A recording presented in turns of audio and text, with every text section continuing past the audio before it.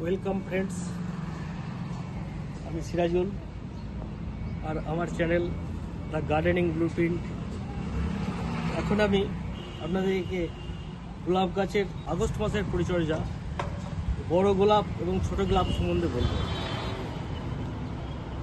এই ছোট গোলাপে যেভাবে আমরা পরিচর্যা করে আসছিলাম, খাবার দিচ্ছিলাম, পেস্টিসাইড দিচ্ছিলাম, সবই এখন চলবে, কোনোটাই বন্ধ হবে না যে গোলাপগুলো গ্রোতে আছে। কিন্তু যে গোলাপগুলো এরকম বড় হয়ে গেছে, আমার থেকেও লম্বা হয়ে গেছে, সেই গোলাপের পরিচর্যা সম্পূর্ণ আলাদা। তাই এই ভিডিওর মধ্যে অনেক কিছু টিপস থাকবে, আপনারা আমার সঙ্গে থাকুন আর দেখতে থাকুন আপনাদের প্রিয় চ্যানেল, গার্ডেন বিষয়ক প্রিয় চ্যানেল গার্ডেনিং ব্লুপ্রিন্ট। বন্ধুরা, আগস্ট মাসে আমরা গাছকে কি খাবার দেব, কি ফার্টিলাইজার দেবো, কি ওষুধ প্রয়োগ করব। প্রথম বলি, আমরা আগস্ট মাসে বন্ধুরা আমরা গাছকে কোনো রকম এনপিকে দেবো না, কোনো খাবার দেব না। আমরা এই আগস্ট মাসের শেষে, আজ হচ্ছে 25 তারিখ, এর আগে আমরা 2-4 দিন আগে সমস্ত খাবার কমপ্লিট করে দিয়েছি। সে সমস্ত বন্ধুরা খাবার দেননি, একবার দিয়ে দিতে পারেন। আমার খাবার দেওয়া সব কমপ্লিট হয়ে গেছে। আমি আর এই সেপ্টেম্বর অক্টোবরে কোনো খাবার দেব না, যতদিন না গাছ কাটিং করছি। এখন টোটালি ফার্টিলাইজার বন্ধ। এরপর বন্ধুরা কোনো রকম পেস্টিসাইড গাছকে প্রয়োগ করব না, কোনো পেস্টিসাইড। এই মুহূর্তে আমরা গাছকে পোকামাকড়কে আমন্ত্রণ করব, পোকামাকড় আমার গাছে লাগুক। যেহেতু আমরা পেস্টিসাইড দিচ্ছি না, তাহলে পোকামাকড় লাগবে। কেন পেস্টিসাইড দিচ্ছি না, কেন আমরা পোকামাকড়কে লাগতে বলছি, তার কারণ এখন এই মুহূর্তে আমরা গাছকে ডরমেন্সির দিকে নিয়ে যাব। এখন এই 2 মাস গাছ ডরমেন্সিতে থাকবে। ডরমেন্সিকে যদি আরেকটু বুঝিয়ে ভেঙে বলি, গাছ এই 2 মাস বিশ্রামে থাকবে, রেস্টে থাকবে।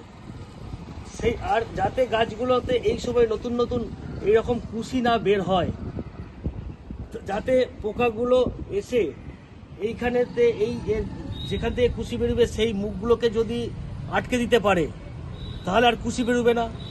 কুশি না বার করে ফোটাতে হচ্ছে না, সে একটু রেস্টে থাকছে। সেই জন্য আমরা গাছকে টোটালি এই 2 মাস কোনো কুঁড়ি বা ফুল কাটবো না। যে ফুলটা ফুটে যাচ্ছে এরপর গাছেই শুকিয়ে থাকবে, তাহলে কেটে দিলে আবার সে তার পাশ থেকে কুশি বেরোতে চেষ্টা করবে। সুতরাং আমরা এই ফুলও আর কাটবো না, ফুল গাছেই শুকুবে। তাহলে আমরা কি গাছকে দেব?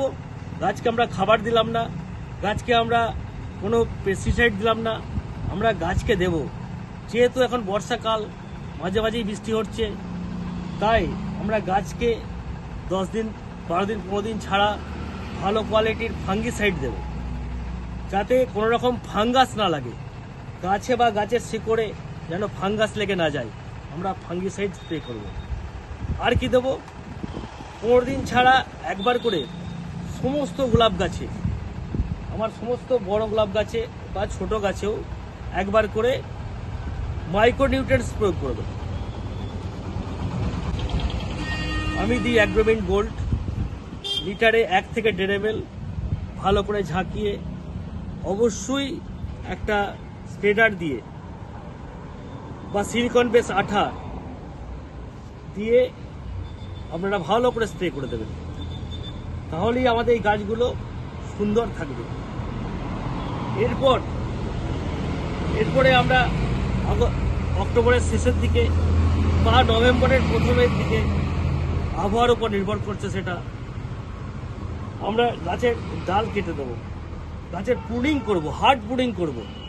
তখন আপনাদের কাছে আবার ভিডিও নিয়ে আসবো, গাছকে কিভাবে প্রুনিং করব, তখন কি পেস্টিসাইড দেবো, তখন গাছকে কি খাবার দেব, আপনাদেরকে সব বুঝিয়ে বলবো। আবার নতুন করে ভিডিও নিয়ে আসবো।